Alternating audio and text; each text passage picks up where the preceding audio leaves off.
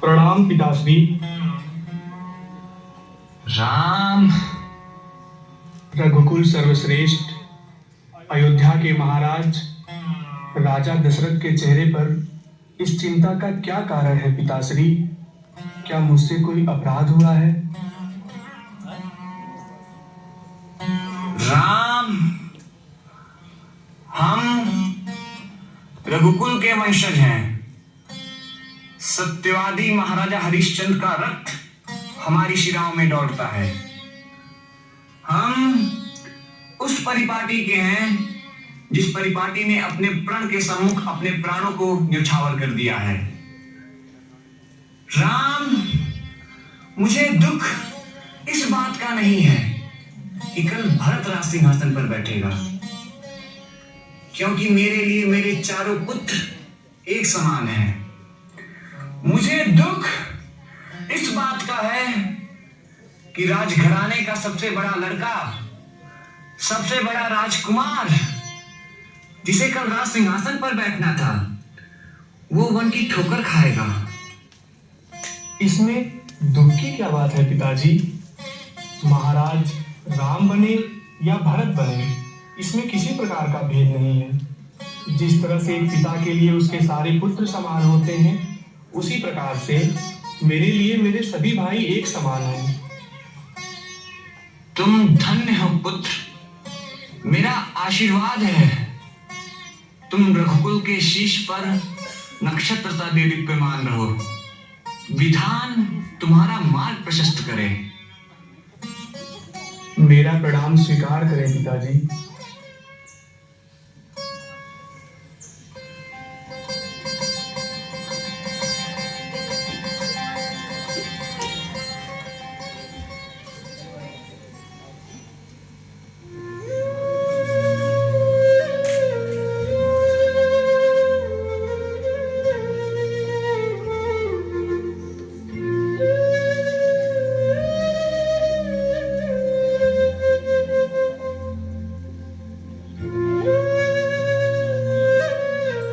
नहीं सीते, वन के जीवन को तुम नहीं जानती। वन में जहरीले सांप, जीव जंतु और भयानक दानव निवास करते हैं। तुम वहां कैसे रहोगी? जैसे सीता के नाथ रहेंगे। मेरे प्रभु साथ होंगे तो मेरी ओर आंख उठाने का साहस भला कौन कर सकता है? उन दुसह दुखों को तुम नहीं जानती हो सीते। जो सीता कभी मखमल के गद्दों से नीचे ना उतरी हो, वो सीता वन के कटीले पथों पर भला कैसे चल पाएगी? वो उस वन के दुख को भला कैसे सह पाएगी? दुख? आपकी शरणों की सेवा से दूर रहने से बड़ा और कोई दुख नहीं है नाथ। जैसे बिना जीव के देह, बिना जल के मछली, वैसे ही बिना रघुवीर की जानकी एक पल भी नहीं रह सकती है। भावना के आवेग में तुम भूत भविष्य नहीं सोच पा रही हो सीते। वहां का जीवन बहुत दुखदाई है। दुखदाई तो आपका वियोग है प्रभु। मेरे लिए तो सुख और दुख का अर्थ बस इतना ही है। जहां आप हैं वहां मेरे लिए सुख ही सुख है। जहां आप नहीं, वहां स्वर्ग भी मेरे लिए नर्क से अधिक दुखदाई है। जीवन भर का साथ रहने का वचन देकर अकेले वन में जाना कहाँ का धर्म है प्रभु? जनकपुर की राजकुमारी और अयोध्या की पुत्रवधू का वन में गमन करना भी तो धर्म नहीं है सीते। हे आर्यश्रेष्ठ, पत्नी का धर्म पति के साथ रहना है। माता पिता, भाई बहन सारे रिश्ते पीछे रह जाते हैं। केवल स्त्री स्वामी के भाव का अनुसरण करती है प्रभु।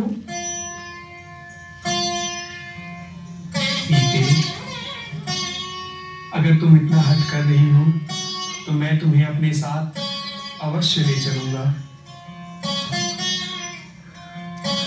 प्रभु नहीं सीते, तुम्हारा स्थान मेरे चरणों में नहीं मेरे हृदय में है।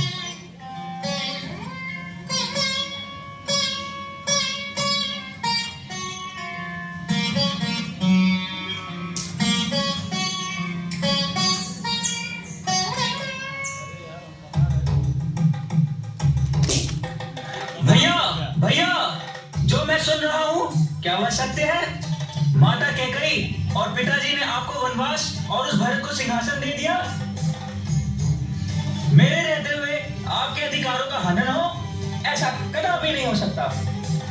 मेरा धनुष कोई शोभा की वस्तु नहीं है।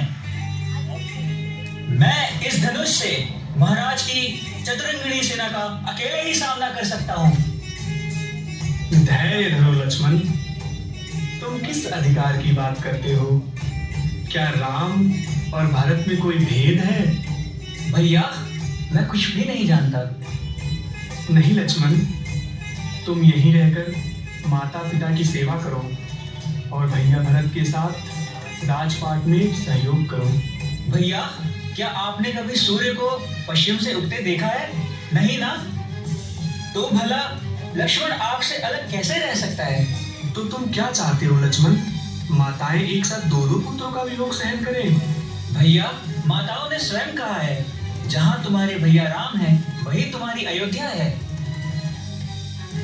ठीक है भैया लक्ष्मण, मैं तुम्हें अपने साथ ले चलूंगा, लेकिन इसके पूर्व तुम्हें देवी उर्मिला से अनुमति लेनी होगी। जैसी आज्ञा भैया।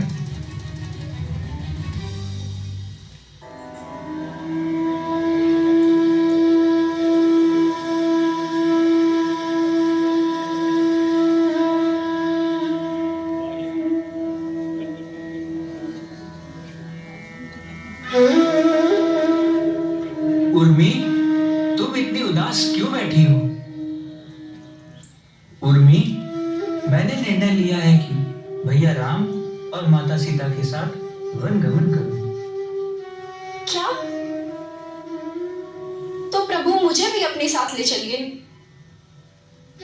नहीं उर्मी, अगर तुम बन जाओगी तो मेरा ध्यान तुम्हारी ओर केंद्रित रहेगा।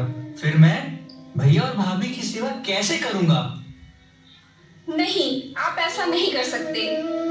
मैं आपकी अर्धांगिनी हूँ। मुझे अपने अधिकारों से वंचित ना करें। मैं तुम्हारे दुख को समझता हूँ उर्मी, किंतु माताओं के वचन का क्या? मेरा इस महानगरी अयोध्या में और कोई नहीं है प्रभु। कृपया आप मुझे अपने साथ ले चलिए। उर्मी, तुम ही मेरी शक्ति हो और लक्ष्मण की शक्ति इतनी कमजोर नहीं हो सकती। तुम यहाँ पर रह करके माता पिता की सेवा करो, मैं वहां पर भैया और भाभी की सेवा करूंगा।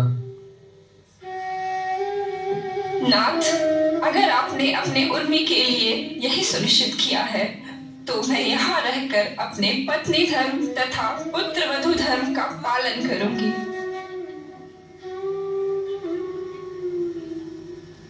उर्मी, भले ही इतिहास तुम्हारे आंसुओं का मोल ना समझे, लेकिन तुम्हारा लक्ष्मण अवश्य समझेगा और सदा तुम्हारा आभारी रहेगा। नाथ,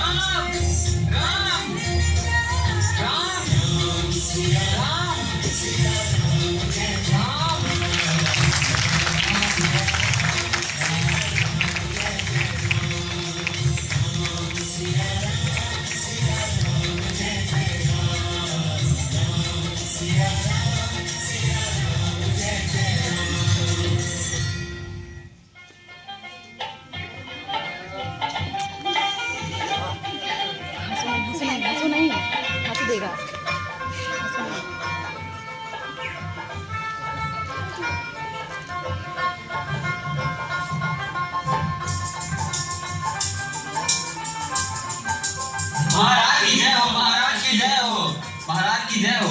महाराज, हम आपके लिए एक खुशखबरी लाए हैं महाराज। कैसी खुशखबरी? महाराज, प्रभु श्री राम, माता सीते, भैया लक्ष्मण आपके राज्य में आ रहे हैं महाराज। क्या कहा? प्रभु श्री राम आ रहे हैं? हाँ महाराज। आइए महाराज, हम आपको साक्षात दर्शन करवा रहे हैं। मेरी सरकार, प्रभु, मैं आपके दर्शन पाके धन्य हो गया। सरकार नहीं, मित्र कहो निषाद राज। मित्र? अयोध्या के राजा हमारे मित्र? हाँ निषाद राज। आज तो हमारा जीवन धन्य हो गया प्रभु। आदेश करें प्रभु, हम आपकी क्या सेवा कर सकते हैं? हे मित्र, मुझे ये नदी पार कराने में मेरी सहायता करो। बस इतनी सी बात? हे केवट, कहाँ हो? इधर आओ, आज तो तुम्हारी नैया भी धन्य हो जाएगी। हाँ भैया, आवत है। प्रणाम भैया। बताओ भैया, क्या आदेश है और इस साथ में के है? ये है अयोध्या के राजा प्रभु श्री राम, मैया सीता और भैया लक्ष्मण। अच्छा, तो ये है अयोध्या के राजा रामचंद्र। जय जयकार बना रहे भैया आप सबके। बताओ भैया, क्या आदेश है? तुमको इन्हें नदी पार करवाना है। अरे ना ना ना ना भैया, ये कैसे हो सकता है? पहले चरण पखारूंगा, उनकी रज को झाड़ूंगा, पान करूंगा चरणामृत, नाव पे तब बैठारूंगा। ऐसा कहते हैं सब लोग कि जादू भरी पद है तुम्हारी, स्पर्श हुआ तो मौन शिला बनी सुंदर नारी। पास है बस एक नैया, सारे कुटुंब की पालनहारी, नाव बनी अधिकार तो आएगा मुझ निर्धन पे संकट भारी। एक नारी का कठिन है पालन, कैसे पालूंगा दो नारी। अरे पार्वतिया, कठौता में गंगा जल ले आओ। है देख